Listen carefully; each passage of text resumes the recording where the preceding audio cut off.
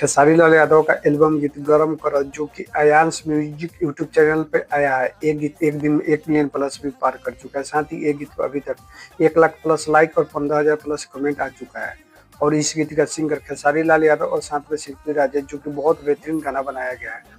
और इस गीत में मॉडल खेसारी लाल यादव के साथ एक्ट्रेस रानी है जो कि बहुत शानदार गीत है। आप सभी को ये गीत का वीडियो क्वालिटी भी बहुत बेहतरीन देखने को मिल रहा होगा जो कि बहुत शानदार। इस गीत में आप सभी को इफेक्ट डाला गया है जो कि बहुत बेहतरीन इफेक्ट के साथ एक गाना का वीडियो क्वालिटी बनाया गया है जो कि बहुत शानदार वीडियो क्वालिटी देखने में लग रहा है। और एक गाना भी बहुत बेहतरीन गाना है। आप सभी को ये गीत कैसा लगा एक बार कमेंट करके जरूर बताएं।